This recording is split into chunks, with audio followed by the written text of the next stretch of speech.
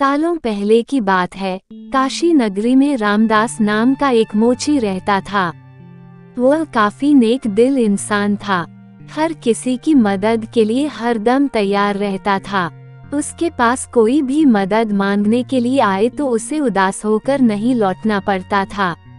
एक दिन मोची रामदास रोज की तरह अपना मोची का सामान लेकर अपनी दुकान में बैठा हुआ था। उसके पास एक ब्राह्मण आया और अपना जूता सिलने के लिए दिया। जूता सिलते सिलते रामदास ने पूछा, आप कहाँ से आए हैं ब्राह्मण जी? मैं कावेरी तट से यहाँ गंगा माँ के दर्शन करने और नहाने आया हूँ। क्यों, आज कावेरी नदी में पानी खत्म हो गया है क्या? ब्राह्मण ये बात सुनकर हैरान हो गया। उसने रामदास से कहा, तुम गंगा तट पर रहते हो और ऐसी बात कर रहे हो। क्या तुम्हें गंगा माँ का महत्व नहीं पता? क्या तुम कभी वहाँ स्नान और दर्शन के लिए नहीं गए? ना मुझे महत्व पता है और ना मैंने कभी वहाँ स्नान किया है। रामदास आगे कुछ बोलता कि उससे पहले ही ब्राह्मण देव ने कहना शुरू कर दिया। उसके बाद ब्राह्मण ने रामदास को गंगा माँ की महिमा सुनाई। ब्राह्मण की बातें सुनने के बाद रामदास ने कहा, अपना मन साफ हो तो हर तट का पानी गंगा है।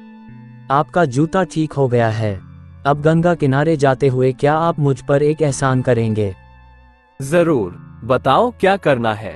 रामदास ने अपने जेब से एक साबुत सुपारी का टुकड़ा निकाला और कहा, आप जब गंगा में स्नान करेंगे तब उन्हें ये साबुत सुपारी अर्पण कर देना। ब्राह्मण देव ने रामदास के हाथ से वह सुपारी ली और गंगा के किनारे जाने लगे।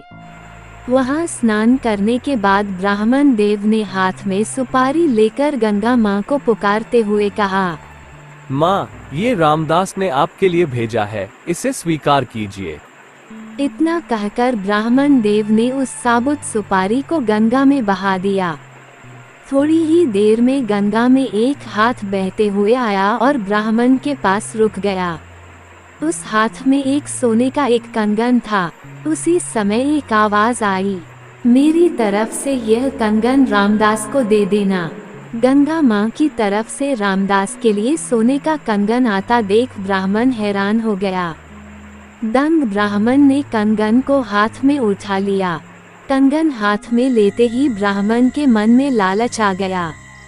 उसने सोचा कि मैं ये कंगन रामदास को नहीं दूंगा। आखिर रामदास को पता ही कैसे चलेगा कि माँ गंगा ने उसे कंगन देने के लिए कहा है।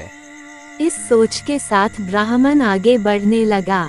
कुछ दूर जाते ही उसके मन में हुआ कि अगर मैंने ये कंगन बेचा तो पूछताछ होगी और मुझ पर चोरी का इल्जाम लग सकता है। मैं सीधे ये कंगन राजा को देता हूँ, वो खुश हो जाएंगे और इनाम भी देंगे। इसी सोच के साथ ब्राह्मण सीधे राजमहल पहुँच गया। वहां पहुंचते ही राजा को प्रणाम करके उस ब्राह्मण ने उन्हें कंगन भेंट कर दिया। राजा ने वह कंगन अपनी पत्नी को दे दिया। पत्नी ने जैसे ही कंगन पाया वह खुश हो गई। तभी राजा ने ब्राह्मण से कहा, ब्राह्मण देव, ये कंगन देखकर तो लग रहा है मानो ये स्वर्गलोक का है। यह एक कंगन है, मुझे इसका दूसरा जोड़ा भी चाहिए। रानी दोनों हाथों में ये कंगन पहनेंगी तभी उनकी शोभा और बढ़ेगी। ये सुनते ही ब्राह्मण के पसीने छूट गए। राजा ने तुरंत पूछा, नहीं नहीं राजा साहब, ये चोरी का नहीं है। ठीक है, आप आज शाम तक दूसरा कंगन लाकर मुझे दे दो, तभी मैं मानूंगा कि यह चोरी का नहीं है। जी राजा साहब कहते हुए घबराया हुआ ब्राह्मण राजा के दरबार से निकल गया। राजा ने अपने सिपाही ब्राह्मण के पीछे लगा दिए ताकि उन्हें कंगन का सच पता चल सके।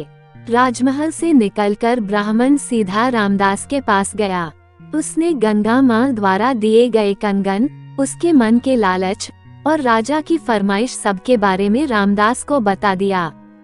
उसके बाद रामदास से पूछने लगा, दूसरा कंगन कैसे हासिल होगा? रामदास ने ब्राह्मण की सारी बातें सुनने के बाद हाथ जोड़कर गंगा माँ से ब्राह्मण को बचाने की विनती की।